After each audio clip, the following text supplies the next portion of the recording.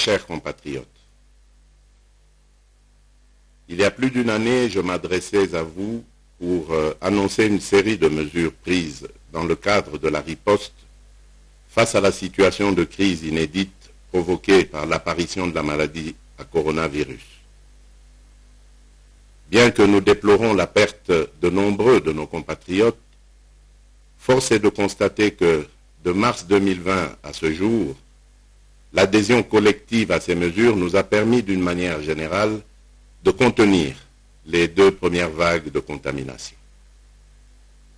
La propagation du virus a été en effet circonscrite et ralentie sur toute l'étendue de notre territoire, ce qui a, par ricochet, rendu possible la limitation de l'impact négatif de la pandémie sur notre tissu socio-économique.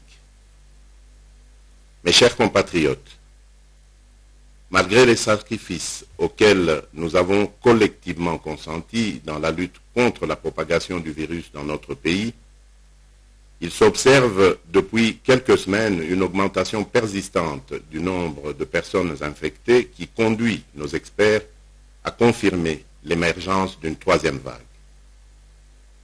Cet accroissement rapide des cas de contamination qui se caractérise notamment par l'augmentation du nombre de personnes qui développent la maladie tout en étant hospitalisées, la saturation des lits d'hôpitaux dédiés aux patients Covid-19 et des décès que nous déplorons, nous pousse à prendre des mesures fortes pour garantir la progression du virus.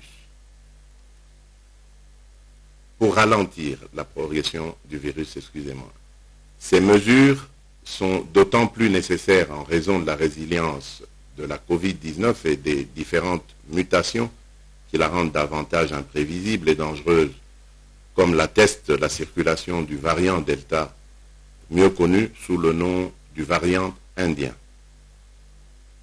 Ce variant particulièrement contagieux est responsable de la hausse du nombre de cas positifs. Mes chers compatriotes, cette 3e vague s'annonce redoutable. Nous nous devons donc de réagir avec rapidité, mais surtout avec méthode.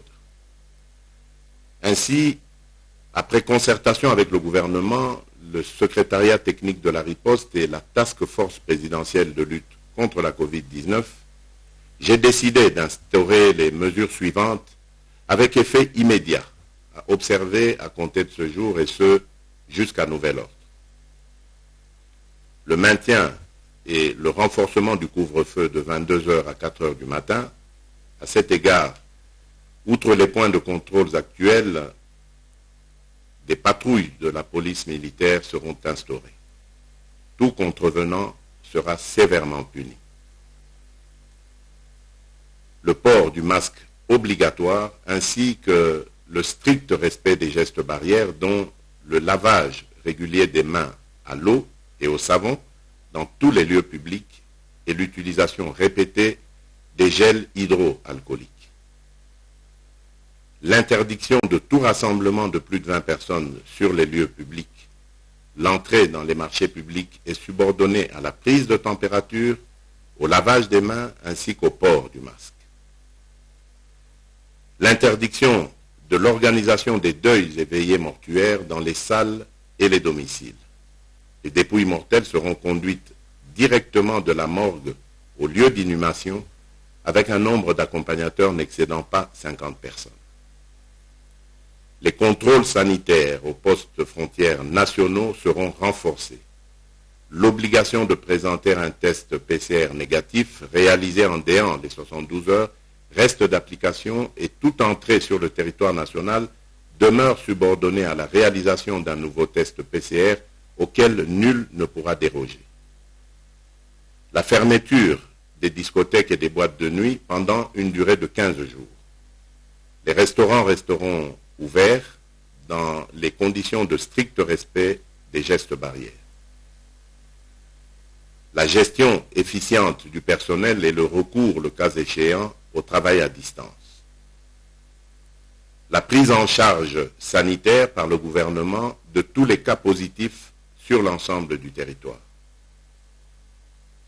En ce qui concerne les établissements scolaires et universitaires, Ceux-ci demeureront ouverts à la seule condition de renforcement de l'observation des gestes barrières.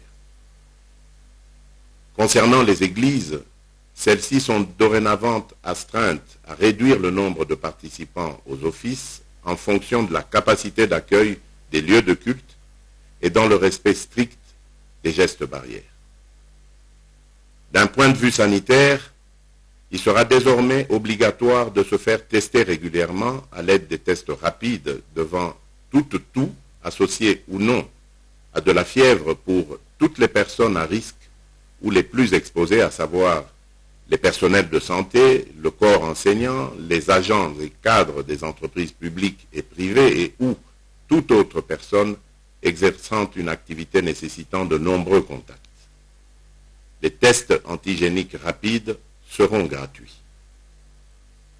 Il sera effectué un approvisionnement sans délai et régulier des hôpitaux et ou centres de traitement Covid-19 en oxygène, médicaments et autres intrants de prise en charge de la Covid-19, particulièrement dans la ville-province de Kinshasa. Nous procéderons à une campagne de promotion et de sensibilisation de la recherche pour la pharmacopée nationale. Nous veillerons à l'amélioration de la couverture vaccinale en mettant un accent particulier sur une communication pédagogique justifiant la nécessité du recours à la vaccination.